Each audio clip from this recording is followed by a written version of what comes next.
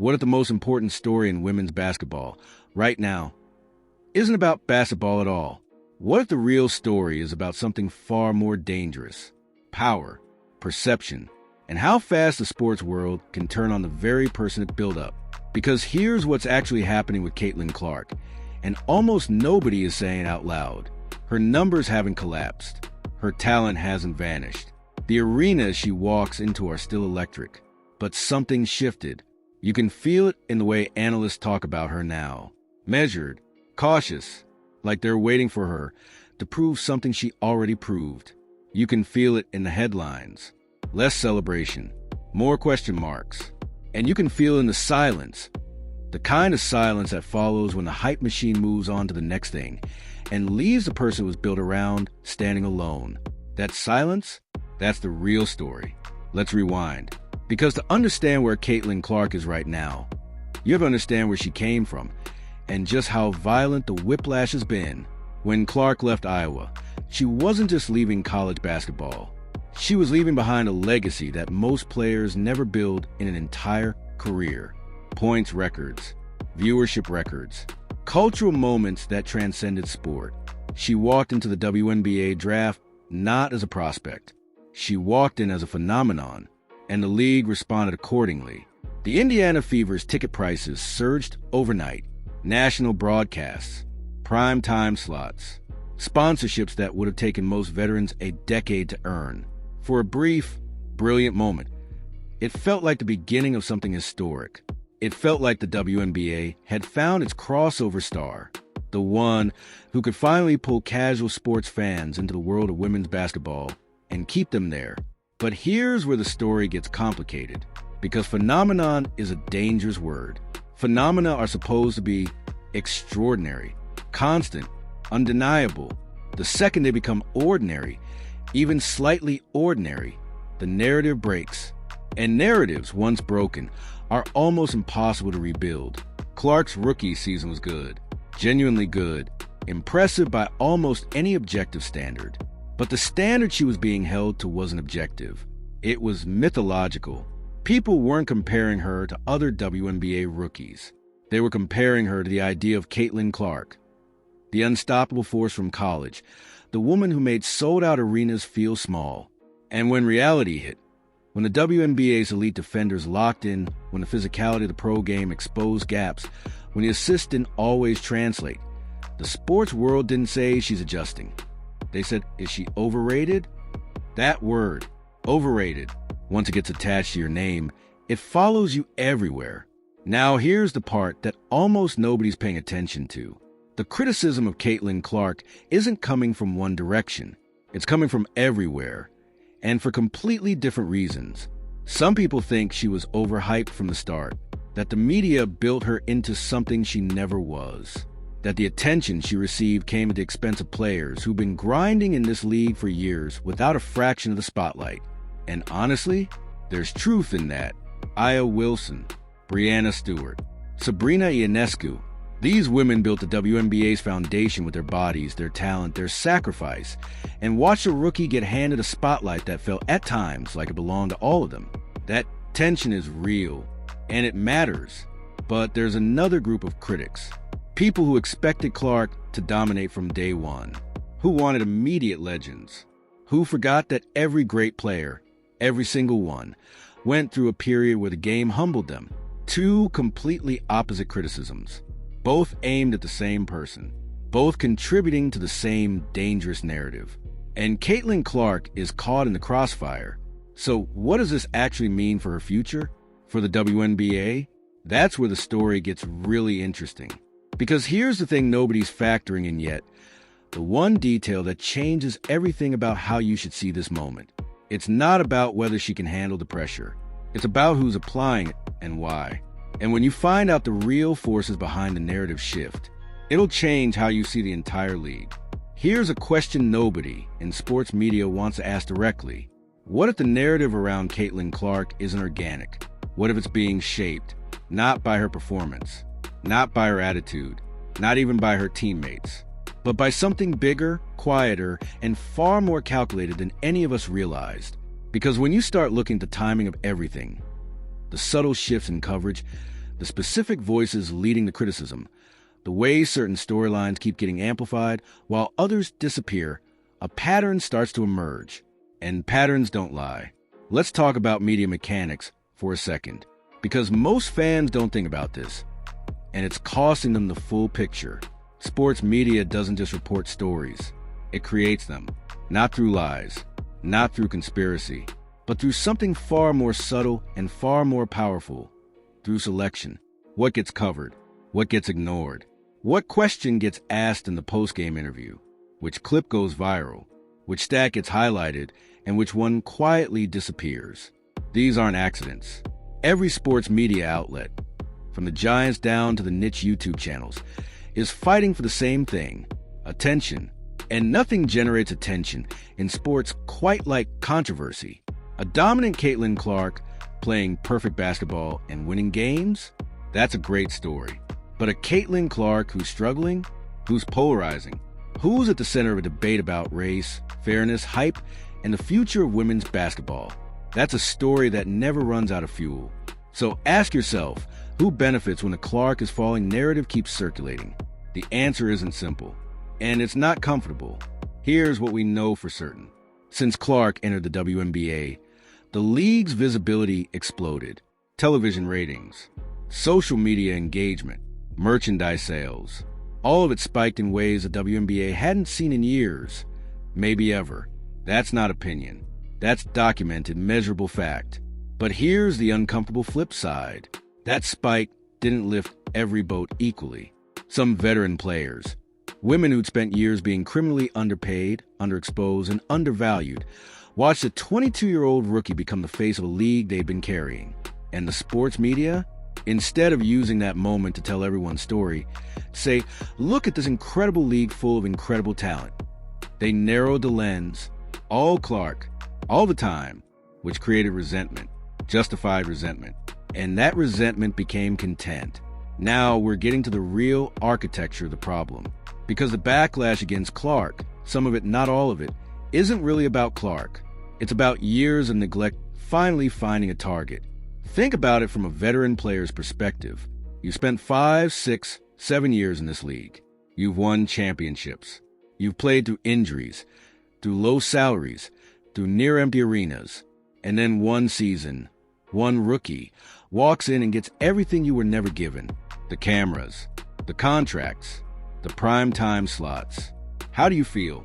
You'd be human if part of you resented it, even if you admired the player, even if you knew it wasn't her fault. And here's the brutal irony. The same media machine that ignored those veterans for years is now using their frustration as content against Clark. It's exploitation in both directions. Veterans exploited through years of neglect. Clark exploited through manufactured controversy. And the audience? We're just watching it happen, thinking we're seeing a sports story, when really we're watching a very old game play out in a brand new arena. But here's where it gets even more complicated. Because Caitlin Clark isn't just a passive victim in this narrative. She's made choices, on the court, off the court, in the way she carries herself publicly. And some of those choices, intentional or not, have fed directly into the fire. There's a specific moment, one particular incident that most people glossed over when it happened. But go back and look at it carefully. Look at the reaction, the response, the way it rippled through the league locker rooms. Because that moment, that one quiet, easy-to-miss moment, tells you more about Caitlin Clark's real situation than any stat line ever could. And once you see it, you'll understand exactly why her stock feels like it's falling, even when the numbers say it shouldn't be. There's a moment in every great athlete's career that nobody talks about until years later. Not the championship, not the record, not the highlight reel moment that gets replayed 1,000 times. It's quieter than that. It's the moment where the world stops cheering and the athlete finds out who they actually are. For Caitlin Clark, that moment has already happened, and almost everyone missed it. Let's go back to the court, because before we can understand the off-court forces shaping this narrative, we need to understand what's actually been happening in the games. Because here's the truth that gets buried under all the noise. Caitlin Clark's transition to the WNBA was never going to be smooth. Not because she isn't talented enough, but because of how she plays. Clark's game is built on space, on movement, on the kind of deep-range shooting that punishes defenses for even a half second of miscommunication. In college, she had that space. She had the athleticism gap. She had the shooting advantage. She had teammates who executed her vision on nearly every possession. The WNBA closed every single one of those gaps. Overnight, think about what she walked into. Defenders who'd spent years studying every tendency of every great shooter in the world. Coaches who had months to prepare specifically for her. Physical athletes who weren't impressed by her reputation and weren't intimidated by her highlights. They saw the tape. They built the scheme. They executed the plan. And the plan was simple. Make her uncomfortable before she even touches the ball. Push her off her spots. Make every catch a battle. Make every dribble a decision under pressure. Force her to be a reactive player instead of a creative one. And for stretches of that rookie season, it worked. Not completely, not dominantly, but enough to plant a seed of doubt. Enough to make the casual observer wonder, is this the same player? But here's what those same casual observers missed. The adjustment. Because while everyone was focused on the moments where Clark struggled, something quiet was happening underneath the surface. She was learning. Every hard foul she absorbed, data. Every possession where the defense took away her first option, film study. Every game where a veteran outmaneuvered her, a lesson she didn't forget. This is what great players do. They don't collapse under new pressure. They decode it, slowly, sometimes painfully, but methodically. And the version of Caitlin Clark that came out of that gauntlet, she's not the same player who walked in. She's more dangerous. Not because she's faster or stronger, but because she understands the game at a level that only comes from being tested at the highest level. That's not regression. That's evolution. Now here's that moment I mentioned, the one that changed everything behind the scenes. It happened in a game that most people remember for the wrong reasons. There was a foul, physical, aggressive, the kind that makes the entire arena hold its breath. Clark went down, and in that split second, what she did next told every veteran in that league exactly who they were dealing with. She didn't retaliate. She didn't complain to the referee. She didn't look to the sideline for reassurance. She got up, quietly, deliberately, and the next possession, she hit a shot that silenced the building. No celebration, no statement, just execution. Now, why does that matter so much? Because in the culture of professional sports, how you respond to pain is everything. It tells your teammates whether you can be trusted. It tells your opponents whether you can be broken. And it tells the veterans, the women who've been in this league for years, who've seen 100 hyped-up rookies fold under pressure, whether you belong. That moment, in locker rooms across the WNBA, it changed conversations. Quietly, behind closed doors, the respect started shifting. Not loudly, not publicly, but the shift was real. So why, if this shift was happening, did the public narrative keep moving in the opposite direction? Why did the Clark is falling story keep getting louder, even as she kept proving herself on the court? The answer involves something most sports fans never think about. It involves money, leverage, and a battle for control of the WNBA's future that's been brewing for longer than most people realize. And the outcome of that battle is going to affect every player in the league, not just Caitlin Clark. Money changes everything. We say that casually, like it's a sports cliche, like it's something you put on a motivational poster and move on. But in the WNBA right now, money isn't a cliche. It's a weapon. And understanding who's holding that weapon and who it's pointed at is the only way to make sense of everything happening around Caitlin Clark. Let's start with a number that should shock you.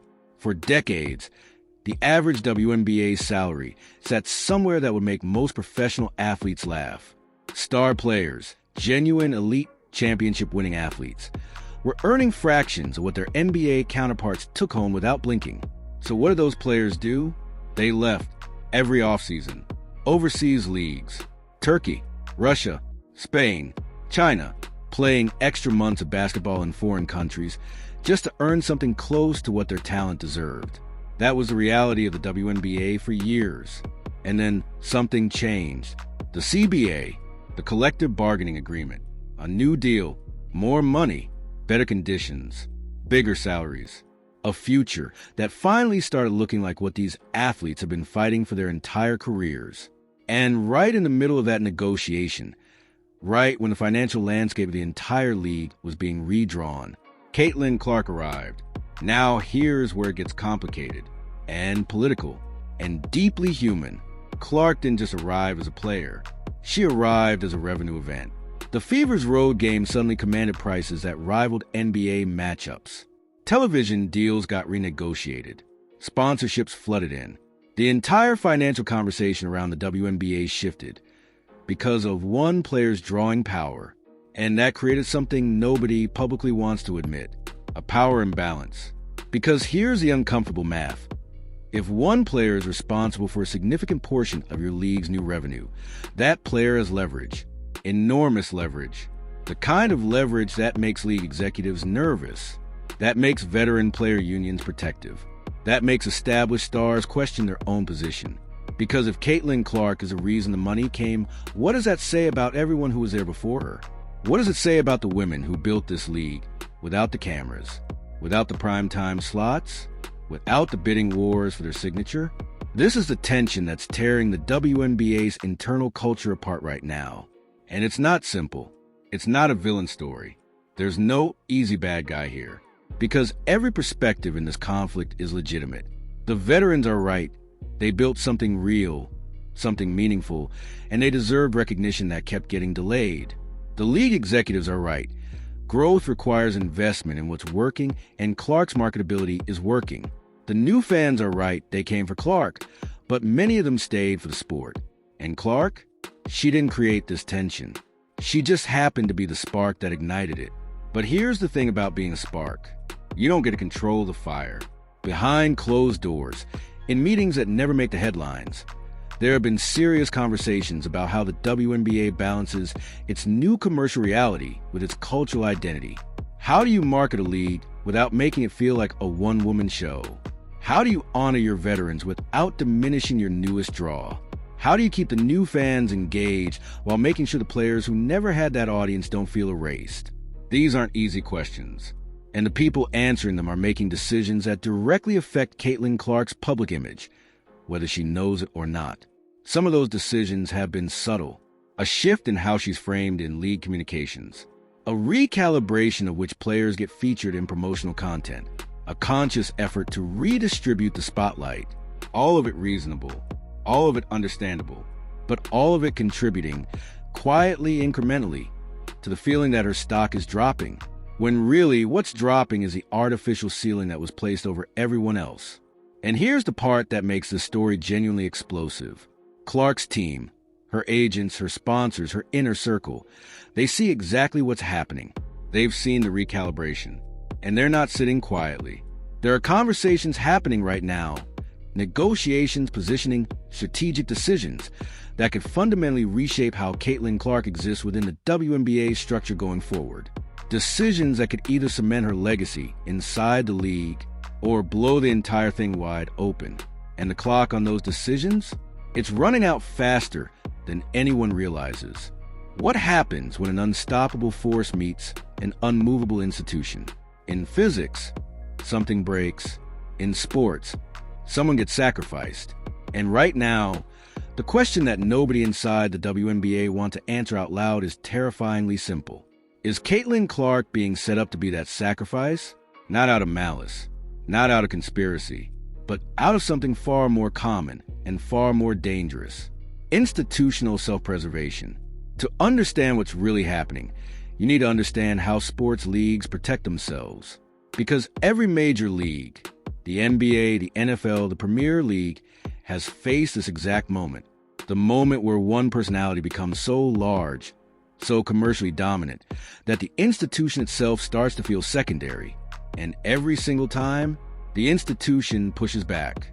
Not always loudly, not always obviously, but the machinery of the league, the scheduling, the officiating narratives, the media partnerships, the promotional decisions, quietly begins to redistribute power.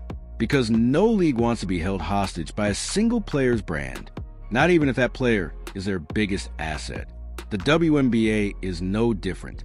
And Caitlin Clark, whether she intended to or not, has become the kind of force that triggers that institutional reflex. Let's talk about something specific, something concrete, scheduling. It sounds mundane, but in professional sports, scheduling is one of the most powerful tools a league has. Which games get national broadcasts, which matchups get prime time slots, which rivalries get built through repeated high visibility exposure. These aren't random decisions.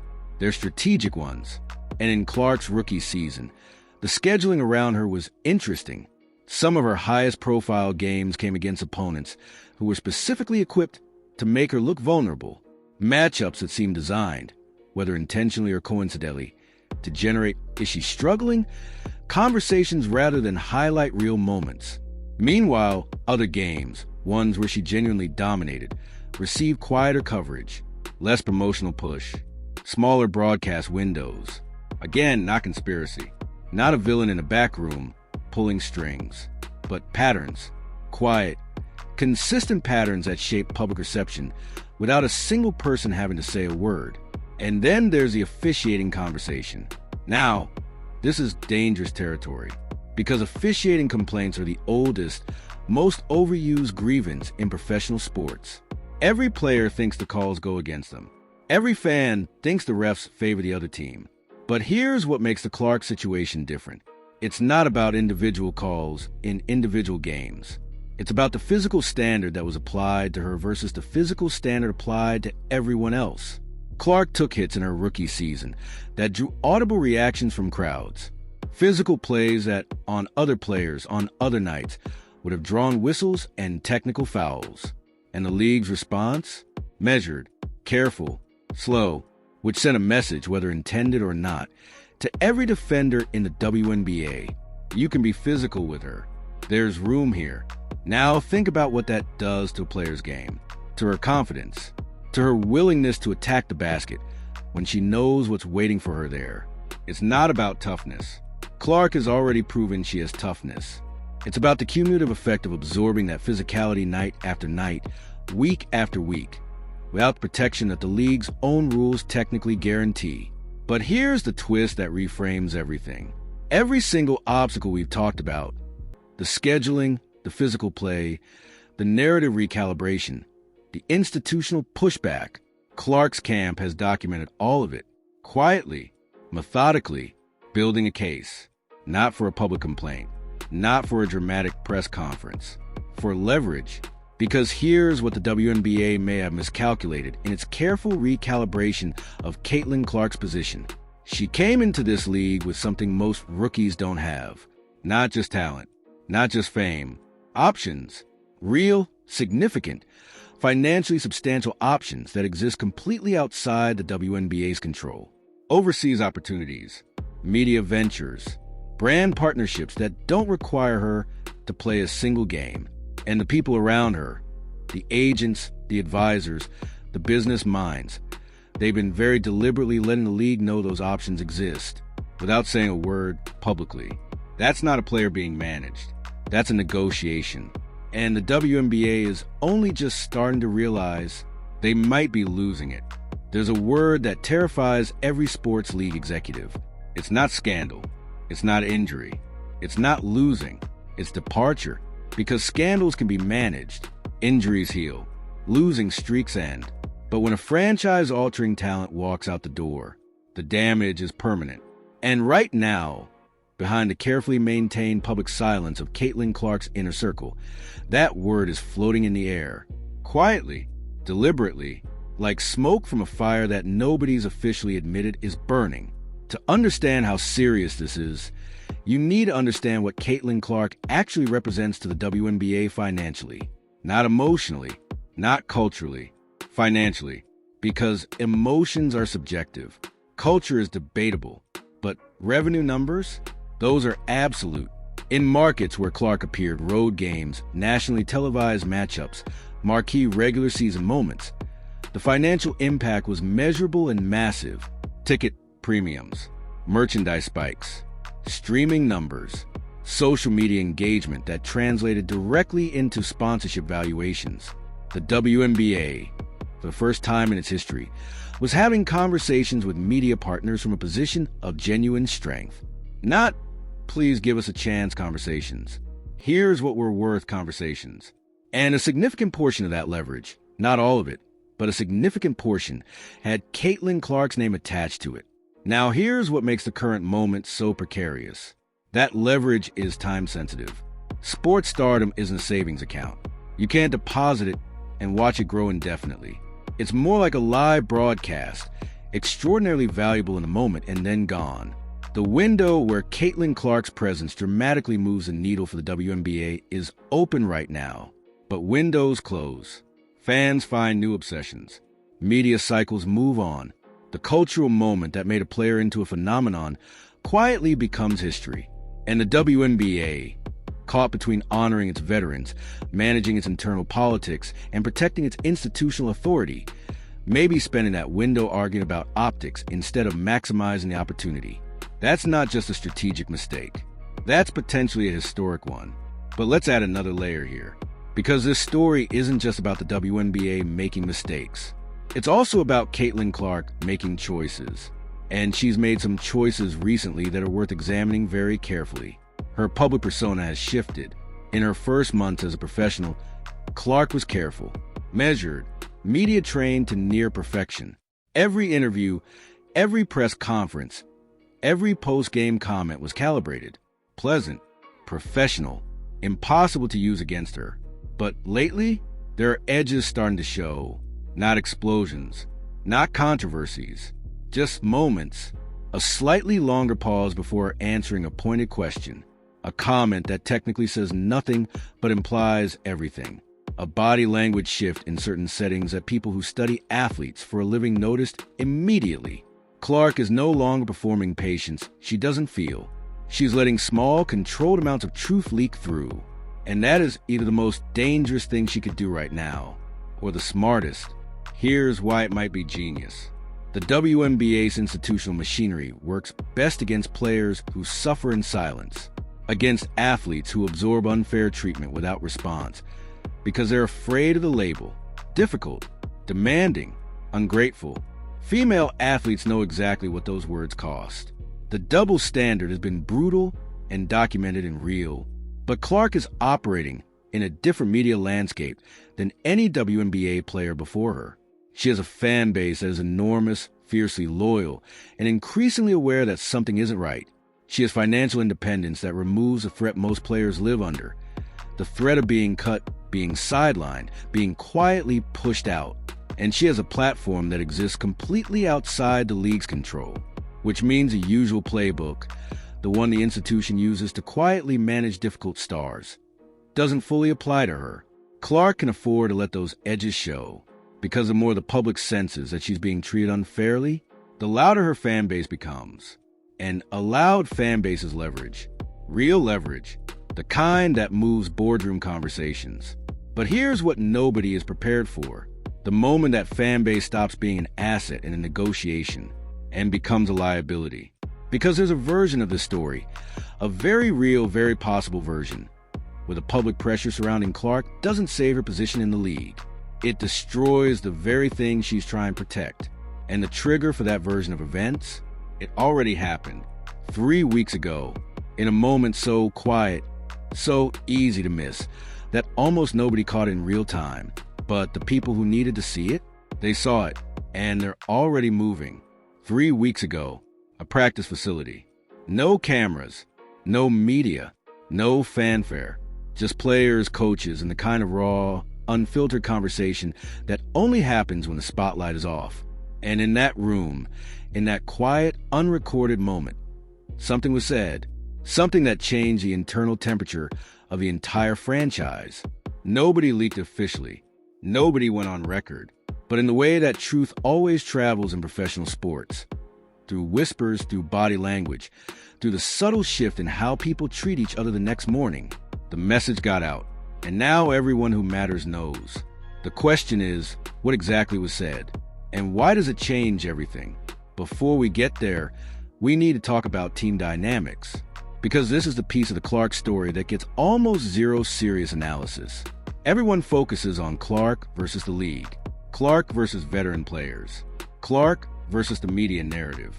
But the most important relationship in any athlete's career isn't external. It's internal. It's the locker room. And Caitlin Clark's relationship with her Indiana Fever teammates has been one of the most carefully managed, least examined aspects of her entire professional existence. Think about what those teammates experienced in Clark's first season. They went from being a team that played in relative anonymity, dedicated athletes in a league that deserved more attention than it got, to being supporting cast members in the Caitlin Clark Show, overnight, without being asked, without being prepared, without being given a choice. The cameras followed Clark. The questions were about Clark. The ticket buyers came for Clark. And those teammates, talented, proud, professional athletes, had to decide in real time how to feel about that. Some of them handled it beautifully. There's genuine warmth in parts of that locker room. Real relationships built through shared struggle. The kind of bond that only forms when a group of people go through something difficult together. But some of them didn't handle it quite so cleanly. And that tension, that slow building, never fully addressed tension between Clark's commercial gravitational pull and her teammates' need to feel valued as individuals, it finally surfaced 3 weeks ago in that practice facility.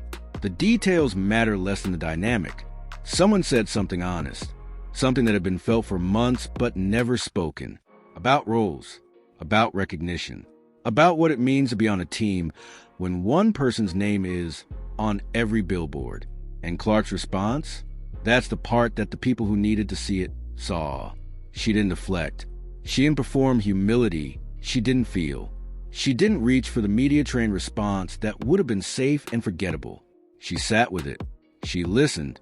And then she said something that, by all accounts from people close to the situation, was startlingly, disarmingly honest. She acknowledged it, not as a PR strategy, not as damage control, as a human being who understood that her presence had created a weight that her teammates were carrying without credit. That moment, that small, private, unbroadcast moment, shifted something real in that locker room. Not completely, not permanently. Dynamics that complex don't resolve in a single conversation, but enough that the following week's practices had a different energy, a different quality of communication, a different level of trust, and coaches noticed. Now here's why this matters far beyond the Fever's locker room, because the story that was being constructed around Caitlin Clark, the narrative that her presence was divisive, that she was creating fractures, that the league's internal culture was suffering because of her, that story needs a broken locker room to survive. It needs evidence that she can't coexist, that the team suffers around her, that her commercial value comes at the expense of team chemistry.